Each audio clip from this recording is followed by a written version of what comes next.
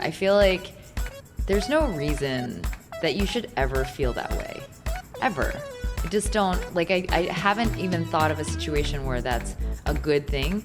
But I also feel like someone like me almost needed to be broken down that much in order for me to not be so optimistic anymore about my situation. Because I am a very optimistic person and I'm a problem solver. So I always feel like I can figure it out. Mm-hmm. I couldn't figure it out for this one. And so I just needed to know that. Welcome to Season 3 of the Amani Experience podcast. In this podcast, you will experience wisdom, advice, and stories from creatives all over the world. Your host is the award-winning Amani Roberts, who is a DJ, music producer, professor, author, and undercover gamer. On the show, we love to share the stories of creative professionals, especially people who have gone from the corporate life to the creative life. Once again, welcome to the Amani Experience podcast. Welcome to episode 102 of the Amani Experience podcast. This is the premiere of season 3. For our premiere, we have Puno with us. Puno is a Slashie, and that's one of the things I love about her interview is just her concept of a Slashie. I'm a Slashie as well. I bet you many of you are Slashies, so I love her concept. Two other things I really love about her interview is Puno is really funny. She's hilarious, so we had a great time going back and forth. And then I love her perspective, and I think it's very smart in terms of how to use Instagram and networking there. So it was very refreshing. If you want to reach me, email me, podcast@amaniexperience.com. Don't forget to look and maybe donate to our Patreon. That's patreon.com/Amani Experience. And please follow me on all socials. Thank you all for all your support. It's time for the episode, and to the show we go. Our guest today is the founder of I Love Creatives. She is also the co-founder of PeopleMap and MadeWithMap.com. In addition, she is very experienced in all things pranks and prank production. I would like to welcome Puno Puno to the Amani Experience podcast. Hi. What's up? What's up? So we always do a geographical check-in when we have our guests. So tell the listeners where we are right now. We are in the fashion district of downtown Los Angeles. You're in the thick of it. I am like 1 block away from Santee, 1 block away from the Cooper building, which is where a lot of showrooms are, and then right above Fabric. Yeah. A ton of Fabric. Yeah. We're here in the thick of it. And where did you grow up? Houston, Texas. Oh, from Texas. Yeah, do you know Beyonce? I've heard of her. I've heard a little bit about her, yes. Solange? Yes. Oh, yeah, Solange fan. Yeah, I love Solange. So, Houston Rockets? All right. Yes. Houston Texans or Oilers back in the day. That's right. Oh, wow. Yes. Okay. So we know. And then from growing up in Houston, you went up I don't know if it's the 45 to Austin. How do you get to Houston from Austin? Shoot. Yeah, you went to Austin, right? Yeah. There. Texas. University of Texas. Oh, my gosh, I don't remember. Is it the 10? Yeah. No, I don't know. Yeah. The 45 or the 35, something like that. Yeah. What was your major at UT? It was business marketing. I went to the Macomb School of Business. I mean, I went to school 2002 to 2006. So this was right before YouTube. This is right around Facebook. This was definitely, we were still like BearShare, Napster, LimeWire. Yes. We were still downloading, waiting 2 days for a South Park episode. But yeah. I was in the School of Marketing, and I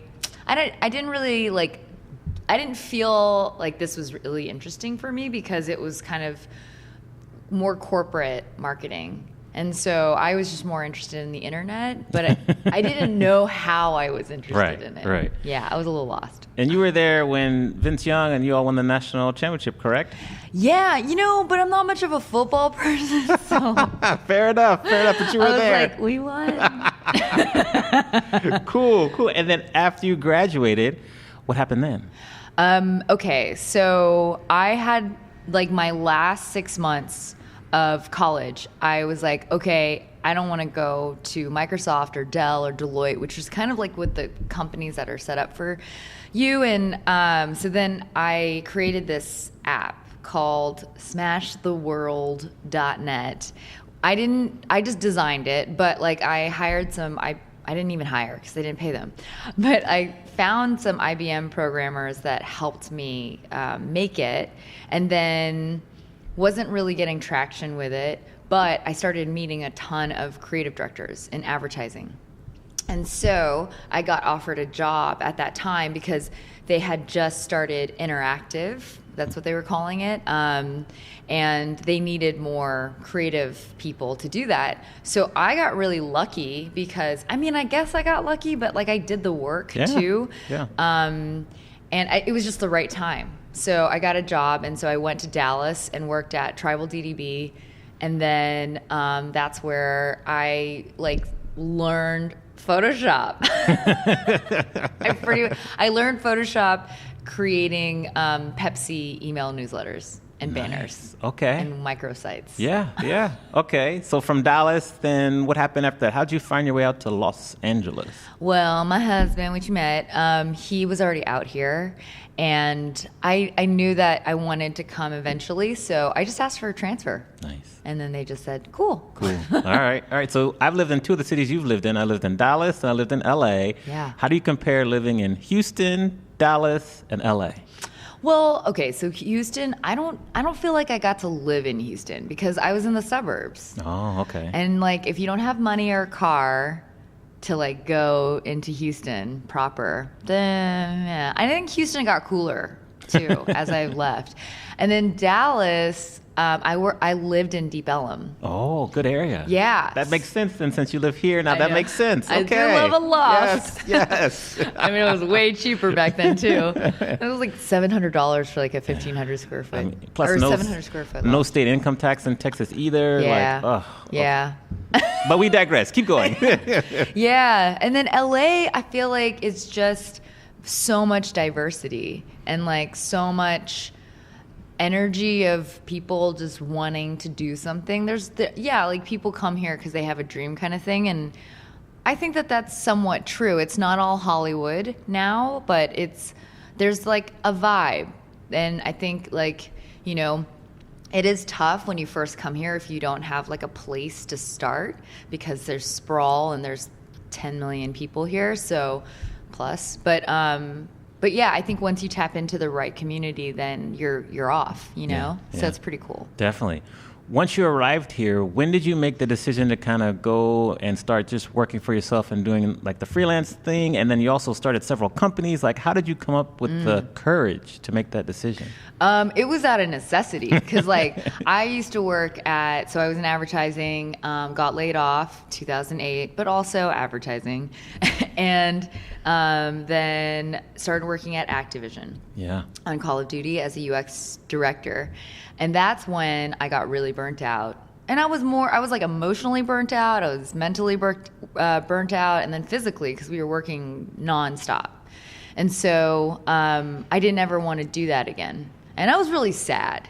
So I was like, I don't want to be sad anymore. Yes. So during that period, Daniel, he's a full stack developer, and we worked on like one small project together where we skinned the Facebook feed. And that actually got a little bit of press, which was really interesting. And then we were like, I think we can do this. We didn't really have an idea, but I was so stressed out at my company. I didn't stay there long enough for my bonus, which is like, that's just to show you how much I hated it. You were not happy. Because Activision Call of Duty bonuses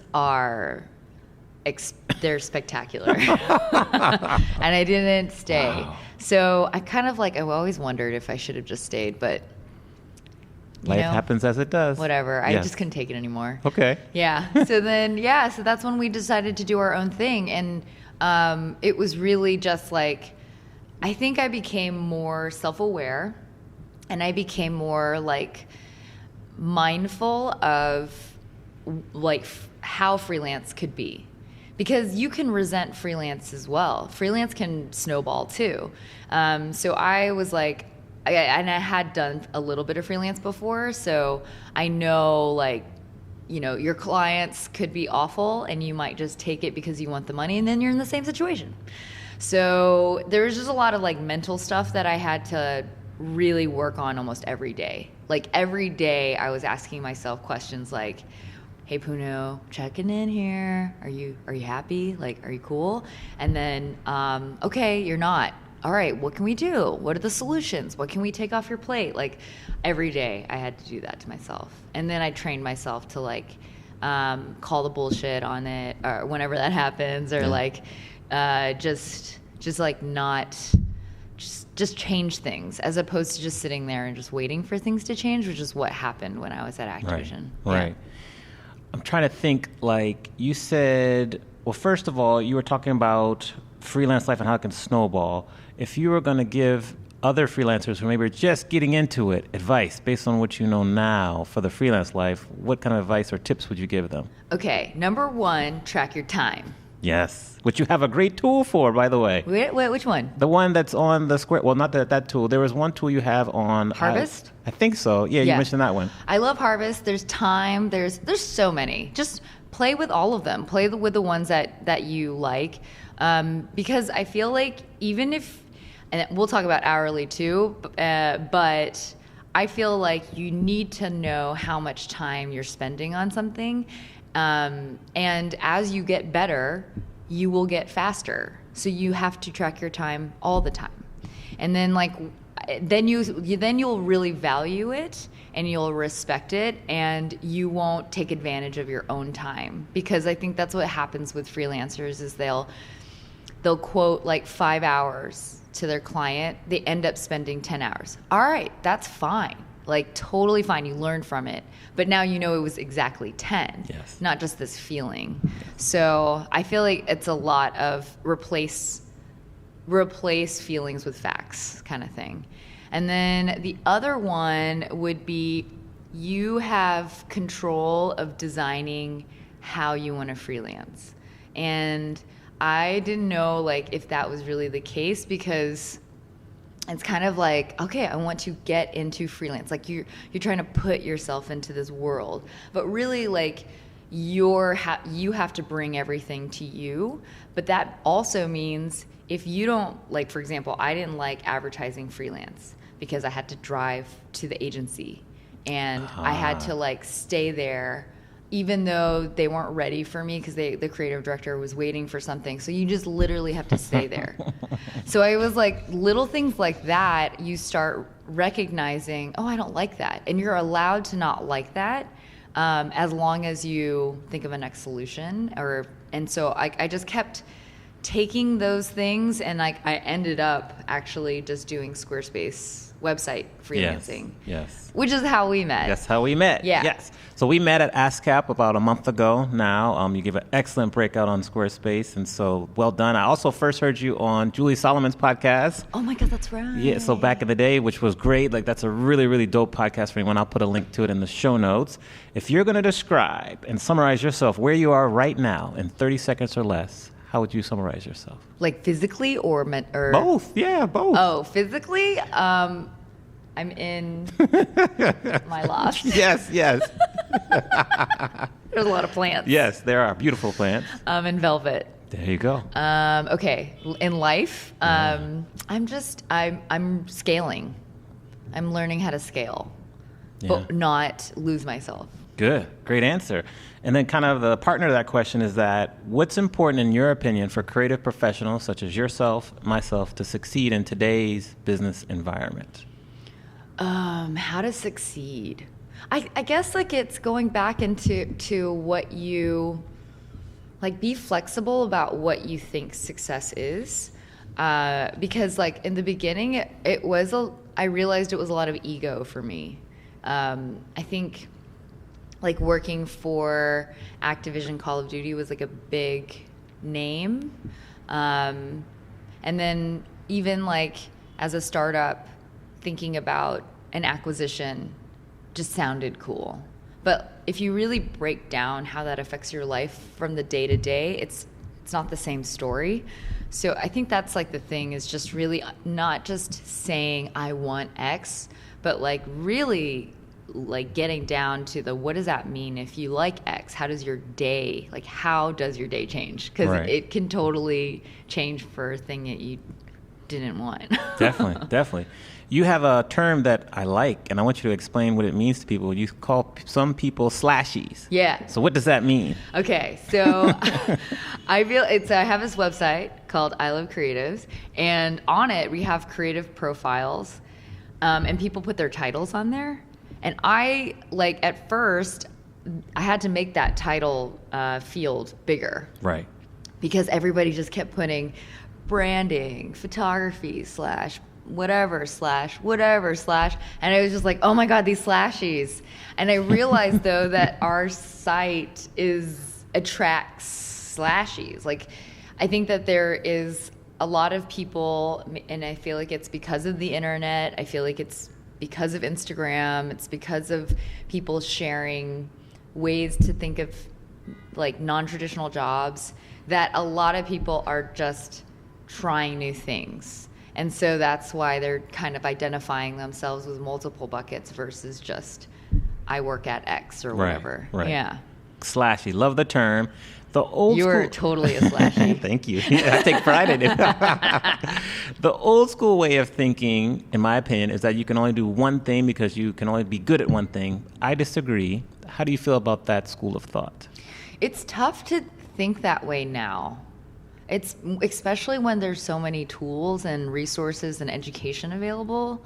It's just really hard. I mean, if you think about like back then when the necessity was to do one thing, it's because try to find multiple people to help you learn. Like it's like, that's very hard, and you're relying on college, and you can only afford so much of that, and you only have time for so much of that. So it's just not set up for a lot of people to do lots of things. I think that has the most to do with it. So now we're in this new stage where we are trying to do lots of things because we have the access, we have the equipment, it's all affordable. It's Yes. like, and it's just a little bit of time. It's not that hard anymore. So, but I feel like, what we haven't gained is time. And that's so true, right? Like, as a Slashie, I know that if I focus on one thing, of course I'm going to get to my goals way faster, of course. But I think I'm not sure that it's like the like way that I want to focus all of my time.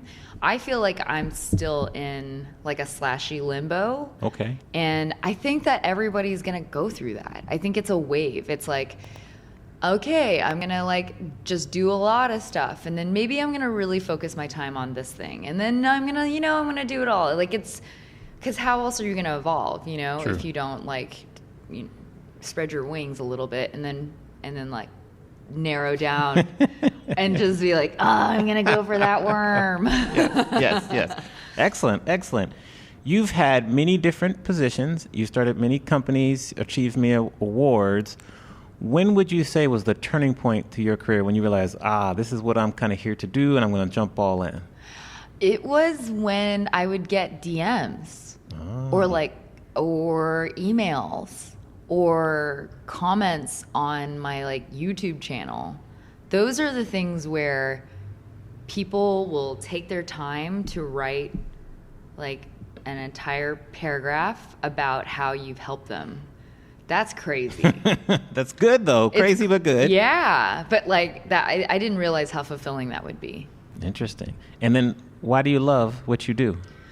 Because I get to like refine and define my perspective and get to figure out how to, like, what medium or what way I can express my perspective on things. I feel like that's really cool, and I don't know exactly what it is. I feel like people think that when they see me or when they look at my Instagram feed, it's all there, right? But like that's been multiple decisions of me being like, and it looks cohesive at the end, but it definitely is still always just like, I don't have a brand book for myself yet. So it's just like me playing and just, sure. I'll do that. Yes. Well, you're playing quite well, so keep it going. Okay. Thanks. On the flip side, what is something that scares you? Scaling. Oh, why? Because it deals with money and more people. And I'm such a Slashie, so I'm also very scrappy, so I like to do things myself because I feel like I learn a lot more about how to grow my business versus like handing it off to someone and then I don't know. Like I don't trust that everybody is always has the same like intention as I do. So until and that's why I want to do the thing that they've done and then I find someone. That's typically how I work. Got it. Yeah. But I can't keep doing that. Yeah. Also. Yeah. Okay. Yeah, it's tough. Yeah. But I feel your pain. You're very active and very knowledgeable about several tools. You're extremely knowledgeable about Instagram, YouTube, Squarespace websites. If you're looking out into the future, what do you feel is next? Like, what's the next, I hate to say big thing, but where should people kind of be focusing on developing their content and their skill set, in your opinion? Oh, I think it's just looking at what's happening in the world right now. So, like Shopify's stock has grown like crazy. Mm-hmm. Why is that? It's because so many people are opening e-commerce online stores. What do they need because of that? It's like thinking about what are the actual needs and then can you create something that fits that world? Like podcasting. Yes. There's so many podcasts that are happening. What do people need to be a successful podcast? Like it's just like how do you make someone else more successful is probably the question. That's it. There you go. We'll go back. That's good. Well done. You give us a lot to think about. Yeah. The industry that you're in terms of being creative, working with Squarespace and kind of just your overall social media, Instagram, just your knowledge in the space is very crowded. How do you rise above all the noise and distinguish yourself from the competition? I think it's so easy to. All right, talk to us. You just have to try, you have to be so relentless about wanting to get it to be better. And I've been talking about this a lot actually with the Squarespace class. I feel like a lot of it has to do with, Ira Glass from This American Life? Oh, yes. He has this video called The Gap, and it's basically about your taste and your skill level and how there's a gap between that. And as you get better, the gap will close, but that is the most frustrating process. And I feel like people haven't had a lot of wins when it comes to figuring out what their skill level is and then getting to their taste. Like it's not an easy road, Right. Like you have to, like you do, troubleshoot. You've got to do lots of things to get there. And, but once you have that one win, once you feel like, man, I really wanted this thing and I learned how to do it, you have like incredible amount of patience with yourself now. And I think that's like what people are missing is like they're so frustrated, they're so anxious, they're so like that they're not giving themselves the room to learn and grow and be like self-aware about what their taste is versus what their skill level is, that they end up giving up or it's going so much slower than they want because they have this expectation that it should be faster. And like this, we talk a lot about motivations in our Squarespace class. It's getting real like heady in there, but I feel like that's like it's related to it so much. But I ask a lot of people like, what is your motivation for learning? Because sometimes, and this has to do with probably the way I market my online course. I mean, I do tell people how much I made, and I just want to be transparent about that. But I like always wonder if I should take that off because I don't want people's motivations to be. But so basically I'm going head on with that problem and I'm saying, look, if you just lost your job, you have a baby, you are in some medical issues, you just really want to make some cash quick, like those motivations doesn't mean you get to skip the steps. Mm-hmm.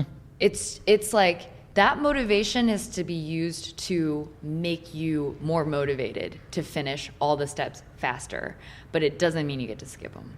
Yes. And I think that's the part that it's like hard to tell someone, because they always ask me to, like, they literally ask me to skip the steps. And I'm like, yo, you can't. I don't know why that is not the way it works. Yeah. Yeah. That's interesting. Going back to, what would you say was maybe your most recent win that you're most proud of that helped you close your own personal gap between your taste and skill set? Okay. I mean, it was maybe not taste, but in terms of scaling, I've had to learn Facebook ads recently. And I knew it before, but I've never done it with more, like a bigger budget. Yes. So I learned that number one, creative is so important. Like what you put in your video ad or whatever in the first 10 seconds, it really matters. How authentic you are, like the copy, the way that you're presenting yourself. Like if you don't have that, it's going to be really hard to scale your ads really well. Yeah. And then all the other stuff sucks. But that's a good nugget though. So yes, Puno's dropping knowledge up in here. How has a failure or an apparent failure set you up for later success? Do you have a favorite failure of yours? What is my favorite failure?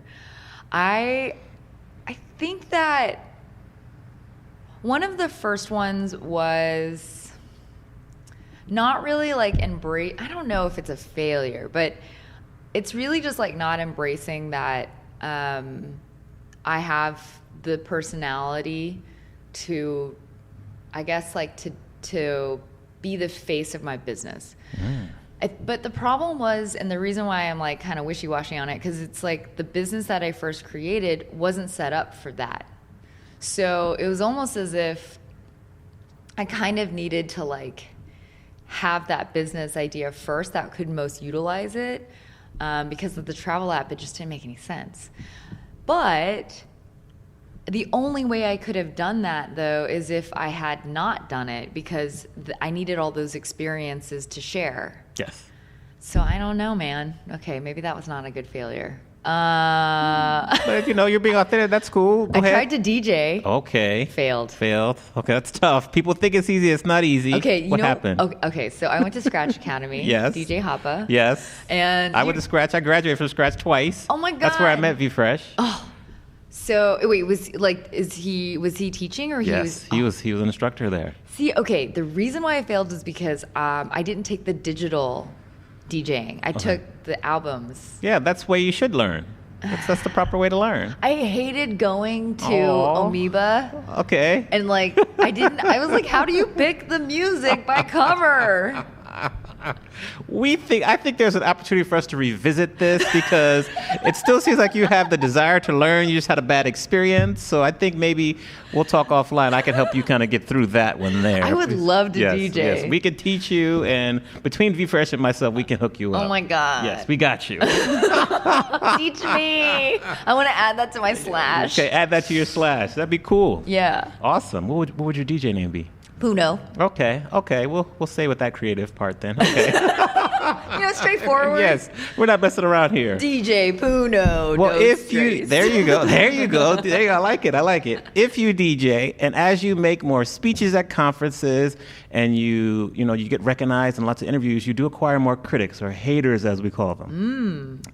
For you being so self-aware, which is a compliment, because that's really a drawing characteristic you have. How do you handle your critics? Clap backs. You were ready for that one. Any favorite clapbacks you want to mention to us? I haven't. I mean, I get YouTube, like sometimes. Yes. I'll get one or two. And I'm just like, sometimes, especially when they start off mean. Yeah.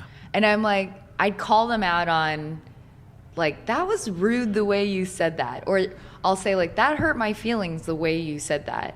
and then I'll proceed from there to correct. But I don't really care. You know what has made me really thick is the thick-skinned is Call of Duty. Because we had to deal with all the 14-year-old kids that just hated us for whatever reason. I'm like, whatever. Yet they play the game all day and all night. And then I would go into the game and like I would get, as a woman, I would get so much crap. And I'm just like, I'm fucking making this thing for you, you ungrateful shit. Yeah, exactly. Cool, great answer. Bye. Peace out. Yeah. Tell us about the darkest time of your life, how you got through that, and what did you learn from that situation? Oh, that was definitely Activision. That was the darkest. I got out of it because I quit. That's like that was the only answer. I was like, let's just describe how bad it was. It would be like 10 p.m. wasted, just done. And then my husband had to pick me up and I was crying, and I'm not a crier. Like I am a crier, but not like I'm emotionally crying, like, but not sad and just defeated. So that was like my biggest thing. I feel like there's no reason that you should ever feel that way. Ever. I just don't, like, I haven't even thought of a situation where that's a good thing. But I also feel like someone like me almost needed to be broken down that much in order for me to not be so optimistic anymore about my situation. Because I am a very optimistic person and I'm a problem solver. So I always feel like I can figure it out. I can figure it out. I just I couldn't figure it out for this one. And so I just needed to know that. Right. And I did. You did. Yeah. You got out. Yeah. It was the happiest people really just got to get really broken down sometimes. So since you mentioned you've been broken down, how do you now, you're probably not as optimistic as you once were, but how do you stay positive and keep moving forward without falling down another rabbit hole, so to speak? I'm pretty positive. Yeah. I'm pretty and the reason why is because, do you play Settlers of Catan? I do not, but tell me about it. It's such a great game. Okay. I think I like to think about consequences. Okay. And just kind of measure how I would actually feel about it.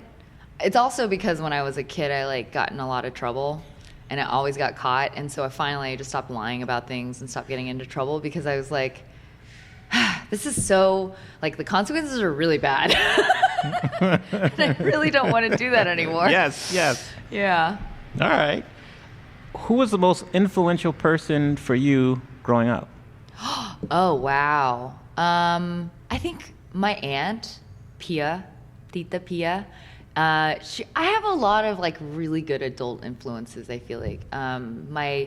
Even my other aunts, like Gigi and Rose, they were all really great too. And my dad, he was they had their specific things. My dad taught me being goofy.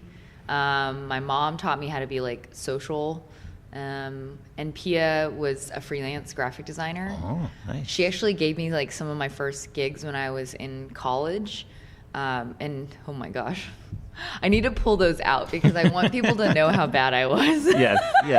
But yeah, everybody gave me a little thing and everybody treated me like an adult. Good. I think that was the big thing. All right. Yeah. Good. Great influences. What do you find easy to do that your friends find hard to do? Talking to strangers. And okay, tell us about that because I know you're very skilled at networking, so kind of use that as a segue. Here's why. So remember how I got in trouble? Yes. So my parents made me move into Flower Mound. Oh. Because Dallas. Yes. My grandparents lived in Flower Mound. Lake Dallas, really, and I got kicked out of my home and then I had to live with my grandparents. So I was in Flower Mound, Asian girl in Flower Mound, 8th grade. So everybody's friends. Everybody knows each other.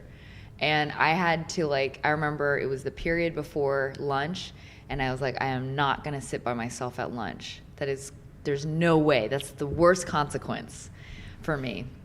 So I just saw the only other minority in the room. And I went up to her and I was just like, hi, I'm new. Is it okay if I just sit with, I asked her a couple other questions and then I was like, is it okay if I can sit with you at lunch? And she's like, sure. And I was like, okay, sick. And I just had to keep doing that because I just didn't want to be alone because I was already so alone in my grandparents' house. Like they don't talk much. They're very Catholic. Like it just already was like, I need something. So, and that's when I just was like, oh, it's so easy. Just say hi to everyone. Just talk to people, put a smile on your face, and you're pretty good. Yeah. Yeah. Cool. I like how you view Instagram as like one big kind of conference or convention, but with your pants off, as you say. Tell us about that. Did you go to that was another conference. Right? Yeah. So yeah, I think that people don't realize how social you can be on Instagram, and that's what I do more so. Like I don't post that often, but every day. I'm probably on Instagram maybe an hour to 2 hours a day, and I'm just constantly DMing. Or now I'm doing video messages or audio messages way faster. Good. And more personal. But yeah, I'm like talking to people and commenting to people way more than I'm posting because that's where things happen. Like that's where real connections are being made. And I think practicing that is so important. And everybody like goes to conferences, they pay $300 to $2,000 to $3,000 for 3 days to meet 100 people, 3,000 people? It's a lot of people in a short amount of time. And there's the Instagram conference that's happening all the time. Every day. But it is tough to like find your people. And that's what conferences do, is they get a bunch of like-minded people together. So that's the tricky part, right? Is like finding out where your workshop or your panel is. Yeah, your breakout is. Yeah, where's your breakout? Yeah. Right, exactly. And so you do need to like figure out, you got to brainstorm, like where are all these people, where could they be? And that's where People Map helps too. Exactly. But you do need to like brainstorm before you get to People Map. Got to do a little pre-work, but once you get there, set up some nice lists and just go back and check those lists every day and you'll be golden. So that's a great benefit of People Map. And I think it's also like it helps because you start identifying, like, yes, you're a Slashie, but like if you're going to go to one conference, which conference would you choose? Would it be a music one? Would it be a DJ one? Would it be an entrepreneur one? Would it be a podcast one? Like, which conference do you want to go to? Then start there. Right. And find who would attend this conference. Who would be speakers at this conference? And look for those Instagram accounts, analyze them, and then you can start finding your people. Love it.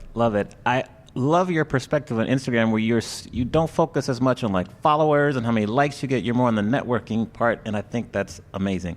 I think more people should follow that perspective because that's healthier and it's more worthwhile in the long run too. Yeah, and it's like, I guess I haven't really seen anything come from just growing. I don't know, like, unless you're selling something, but then that's the point, right? If you're on Instagram, like, why are you on Instagram? I think that's like the big question. Mm-hmm. And I think being on Instagram to network is a valid reason. Agree. Yeah. And you just explained how you can do that. Thank you. Yeah. Oh, awesome. What would you like to be better at? I would like to be better at hiring.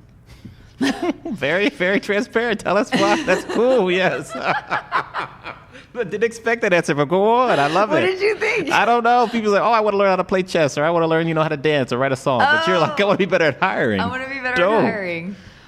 Because it's a lot of, I guess, like, the hiring process is like kind of weak, like you put something out there, you get applicants, but you don't necessarily know how to like test it, how to make sure that someone like is the right fit, and all of that stuff takes time. So, And if you have a specific budget too, that's like also limiting. So it's like trying to figure out all those things. Because I mean, I do work with some rock stars, and I'm just like, man, that's really like, that's it. Like, but I don't know how that happened. Yeah. I feel you. All right. Great answer. When you were 21, you were down at UT Austin, right? University of Texas? Okay, so we're going to go back and talk to 20-year-old Puno and give her advice based on what you know now. Right. What advice would you give your younger self? Don't drink so much. You gain a lot of weight from it. It's just like so much. I also would have said that I knew freshman year I didn't like marketing, but I didn't know anything else. I didn't know like that you could make your own options. I wish I had known that even sooner. So I would have told 20-year-old Puno to tell 17-year-old Puno, like, your gut is right. Just do it and like embrace all the side projects that I had. I had a lot of ideas. I remember having a lot of ideas when I was 17, and I didn't pursue any of them until like just the last minute. Yeah. So I would have encouraged myself a lot more. Well said. What is the one lesson in life that took you the longest to learn? I think I'm still learning it. Which is? Which is like how to kind of do all of this, like whatever this is, whatever, like, you know, the perspective thing of like figuring out my perspective and all of that. I think it's like, what is all of that? I feel like once I maybe essentially, like, I think the goal is for me is to figure out a business that really utilizes my skills, like in its like most optimal way, and is like really fun and fulfilling and satisfying and helpful for people and all of those things. It just checks all the marks. I think like once I figure out how to do that, then I'll have more answers. Good. And when you're thinking about those specific skills, like what are the skills you feel personally are like the ones that you thrive and are best at? Yeah, I think talking is just, I mean, just talking about, God, I was like talking about myself. But Squarespace, like when you talk about, you do your Squarespace presentations, and that was very natural. Yeah, I think I come off very genuine and authentic. I'm not, though. No, I'm playing. But I feel like that is definitely. Wait, what was the question again? Sorry. Just like with you want to find a job where you can combine all of your best skills so that you can be at your optimal level. What skills are those that you want to kind of hone into that? All right. Okay. See, then I'm going to take back the talking because I just failed at that. No, you just went left and you still going straight. Keep going. Humor. All right. Yeah. Yes, I agree. Yeah. Keep going. What else? Oh. You got to have at least 3 skills, you know? It can't just be funny. Connecting. Yes, you're a connector. Funny, connecting. Teaching. I realize that the way that I think about steps, which I think is why I liked UX design, and UX is because I like systems and I like to think about what are the ways, how do you simplify something to do something? Yeah. It's super fun for me to think about. So I feel like that's why I have gravitated to teaching. I've not wanted to teach, and I'd love to hear what you think about this. I didn't want to teach because I was like, what? I'm only like 35. Like, it's kind of imposter syndrome, whatever. But like, and also it's just, you know, after you hear yourself talk about the same thing over and over again, that's another part that like I have a problem with. So, and online courses. So like I have a lot of these like issues with teaching that I need to just get over because they're not really rational. And I'm just prescribing to what I think is teaching instead of defining what I want to be, what I want teaching to be. Yes. Definitely not rational. I think that people and students will love to hear from you as a teacher because of your experience, what you've done, as well as they love to hear and learn from people that look like them. And so you're a diverse member of potential, faculty. and young, that's good. They want to see that maybe some of their dreams are not, they don't have to be 50 to reach them as well. And the fact that you're very authentic in the way you teach, just from the Squarespace class, you will definitely resonate with many, many students more than you realize. So we're going to help you get through that quickly, because you can be a very good teacher at any level you want to be. And I'm speaking from my perspective of the college level, but college, undergrad, graduate, everything. So that's my opinion. That's so cool. When did you start teaching? I've done a whole year now at college. I've been teaching people how to DJ for, I want to say like 4 or 5 years. Okay. And then I did social media classes before that as well. Oh. So I've been teaching for a good 8 or 9 years. You've been teaching forever. Yeah. I love that. Yeah. I feel like you are. You just come off as a teacher. Thank you. You're very generous. Yeah. Thank you. Speaking of that, every great person has a sentence. What is your sentence? For example, my sentence is, I love to help people unlock their creativity by teaching them how to DJ. Oh. Perfect segue. Well done. I know. I love perfect segues. What else? Oh man, I don't know. I feel like you'd be really good at. Well, what's your sentence? You've said many. What is my sentence? I think it used to be actually, we do goofy. And I'll tell you, here's the story. Okay. When I got married with Daniel, we were in the courthouse. We just rode our bikes to Beverly Courthouse, got married. We were outside. There was a girl and her husband that they had just gotten married, and they asked for me to take their photo. So like I lift up the camera and I'm like, take the photo. And then I'm like looking through the peephole and I was like, okay, now let's do a goofy photo. And then the husband was like, he's like mid goofy. And then the wife looked at me through the peephole and was like, we don't do goofy. But the husband did do goofy. And I was like, oh my God. He was just like, I just married a girl that doesn't do goofy. That is a huge, like, Daniel and I talk about that all the time, because I'm like, the reason why we do so well with each other is because of that. Yeah. I feel like that's like so much key to like everything that I do. So yeah, we do love it. We do goofy. Well done. All right, just have a couple more questions for you, and then we'll be on with our day. What is one new habit you've added to your daily routine in the past year or so that has been most beneficial? Ooh, what is it? Vlogging again. Yes. I love what you're doing. So explain. I kind of just stopped. I mean, with content creation, it's so easy to stop. It's just like the amount of excuses that come and snowball. I think I did it originally because I wanted to see what the video world was all about. I wanted to see what YouTube was all about. And then I think I just was like, I'm not really getting a lot of followers, blah, blah, blah. Granted, I wasn't doing a lot either. So, but I realized many months after the long tail effect of putting content on the internet and people finding that and then like feeling some connection with you.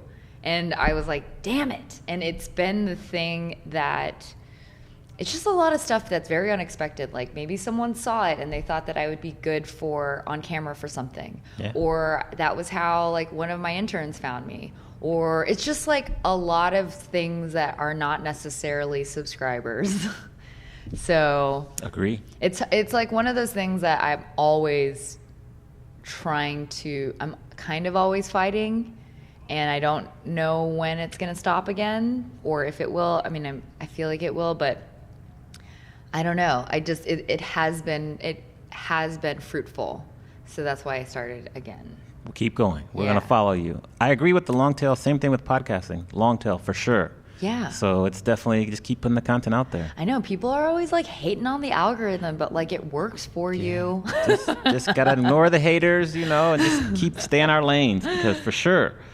Okay, we're really big readers here on the Money Experience Podcast. We love to read. So if there's 1, 2, or 3 books you feel people should stop what they're doing right now and start to read them immediately, what comes to mind? Okay, just one. Number 1 is called Company of One. All right. It is exactly how I think about a lot of things. And I feel like, so it's written by Paul Jarvis. His email newsletters are great. He is a course he's a course creator, but he's like a guy who is wants to stay small.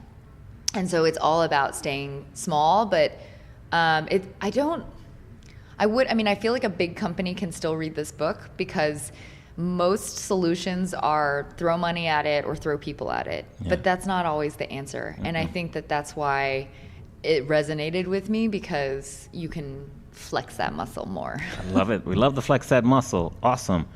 What's the best advice you've ever received?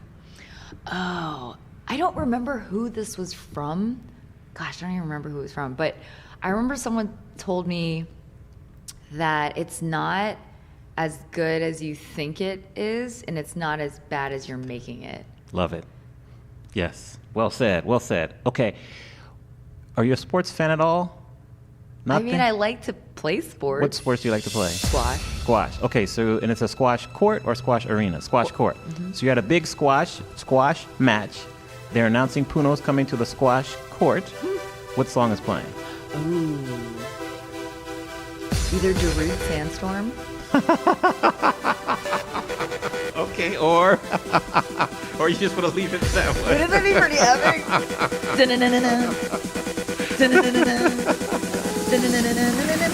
Oh boy, that's great. That's great. We'll leave it at that. That's great.